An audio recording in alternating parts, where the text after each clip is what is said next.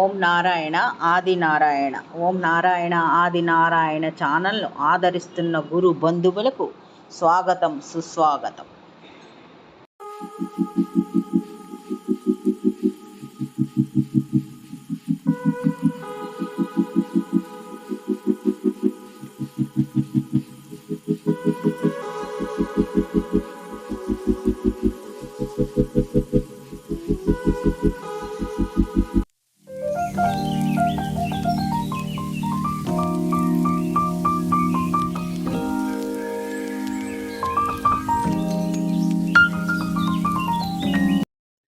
ఓం నారాయణ ఆది నారాయణ. ఓం శ్రీ భగవాన్ వెంకయ్య స్వామి నమ. ఆశ్రిత జనరక్షకుడు, దీనజన బాంధవుడు, అవధూత శ్రీ భగవాన్ వెంకయ్య స్వామి వారి పాద పద్మములకు నా ప్రణామం. సమస్త సగుణ రూప నిర్గుణ రూప గురుదేవుల పాద పద్మములకు నా నమస్సుమాంజలి.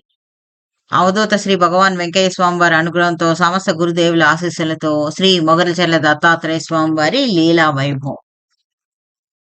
ఇది ఒక భక్తురాలి అనుభవము. ఈమె పేరు లలితా మాధవి. ఈమె ఇంజనీరింగ్ చేసింది, ఉద్యోగం చేస్తుంది.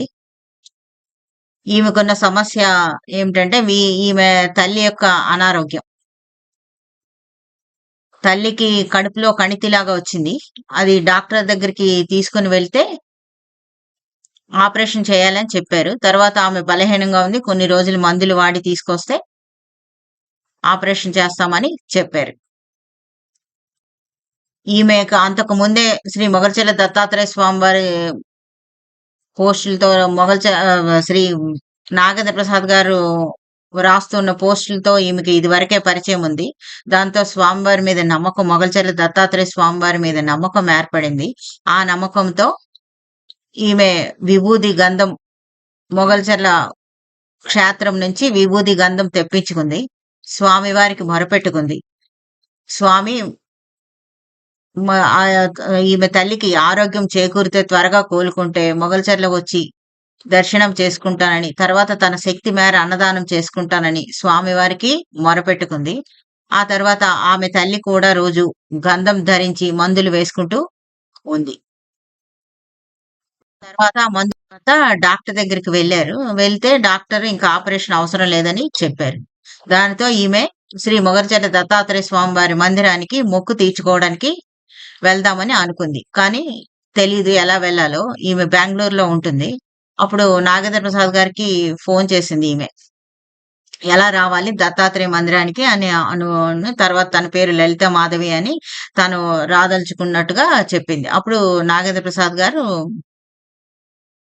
ఆమెకి ఎలా రావాలో చెప్పారు. తర్వాత ఆమె మాట్లాడిన 15 రోజుల తర్వాత ఆమె మొగల్చెర్ల దత్తాత్రేయ స్వామి వారి మందిరానికి వచ్చింది. కందుకూరు నుంచి వచ్చే మొదటి బస్సులో వచ్చింది. నేరుగా మందిరంకి వచ్చి సిబ్బందికి రూమ్ కావాలని అడిగింది. తన పేరు లలిత మాధవి అని చెప్పింది. దాంతో వీరికి 15 రోజుల క్రితమే ఈ అమ్మాయి మాట్లాడింది కదా నాగేంద్ర ప్రసాద్ గారితో.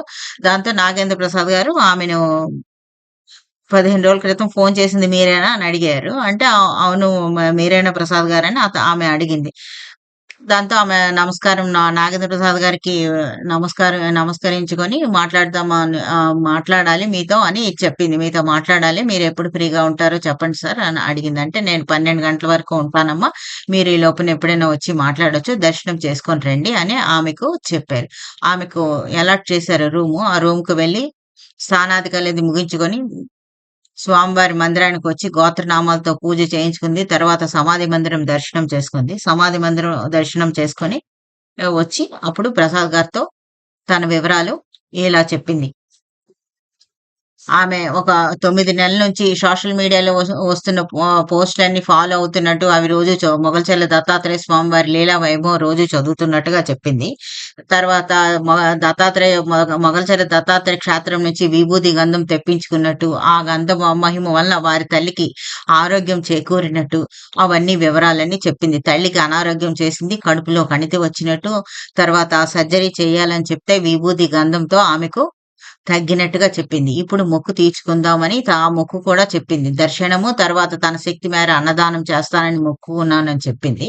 ఆ మొక్కు తీర్చుకోవడానికని వచ్చింది. తర్వాత ఆమె వివరాలు ఇలా చెప్పింది. ఆమెకు చిన్నతనంలోనే వారిది చిత్తూరు దగ్గర ఉన్న చిన్న గ్రామం అని, తండ్రి చిన్నతనంలోనే ఆమె తల్లిని విడిచి వెళ్ళినట్టు, తల్లి ఇంట్లో పాచి పనులు చేసుకొని ఈమెను చదివించినట్టు చెప్పింది. ఈమెకు 10థ్ క్లాస్‌లో మంచి మార్కులు వస్తే ఒక ట్రస్ట్ వాళ్ళకి ఈమెకు సహాయం చేస్తే ఇంజినీరింగ్ పూర్తి చేసింది. ఇంజినీరింగ్ పూర్తి అయిన తర్వాత ఈమెకు ఉద్యోగం వచ్చింది.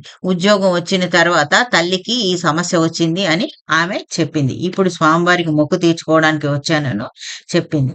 ఆ తర్వాత ఇప్పుడు తను మొక్కుకున్నట్టుగా కూడా చెప్పింది. అంటే ఈమె తల్లిని బాగా చూసుకునే భర్త లభించాలి, వివాహం కావాలని స్వామివారిని మొక్కుకున్నానని అని చెప్పింది. స్వామివారు నాకు అంటే ఆమెకు తల్లిని బాగా చూసుకునే భర్త లభిస్తే వచ్చి దర్శనం చేసుకుంటాము అని మొక్కుకున్నాము. అని చెప్పింది. తర్వాత అన్నదానానికి కొంత విరాళం ఇచ్చి వెళ్ళిపోయింది. తర్వాత 3 నెలలు గడిచిన తర్వాత ఒకరోజు ఆమె ఈ లలితా మాధవి ఈయన నాగేంద్ర ప్రసాద్ గారికి ఫోన్ చేసి చెప్పింది. ఏంటంటే ఆమెకు వివాహం కుదిరినట్టు ఆహ్, స వివాహం శుభపత్రిక శుభలేఖ పంపుతున్నట్టు శుభలేఖ స్వామివారి పాదాల దగ్గర పెట్టి గోత్రనామాలతో అర్చన చేయించమని కోరింది. అందుకు రుణపడి ఉంటానని వారిని రిక్వెస్ట్ చేసింది. వీరు అదే విధంగా ఆమె శుభలేఖ అక్కడ పెట్టి గోత్రనామాలతో స్వామివారికి అర్చన చేయించారు. ఆమె వివాహం చక్కగా జరిగింది. ఆ తర్వాత ఆమె భర్తతో వచ్చి మొగల్చెల్ల దత్తాత్రేయ స్వామివారి మందిరంలో స్వామివారిని దర్శనం చేసుకుంది. ఈ విధంగా ఈమె పడిన కష్టం, తల్లి వల్ల ఆమె పడిన మనోవేదన అంతా ఈ మొగల్చెల్ల దత్తాత్రేయ స్వామివారి వల్ల తీరిపోయింది. ఓం నారాయణ ఆది నారాయణ.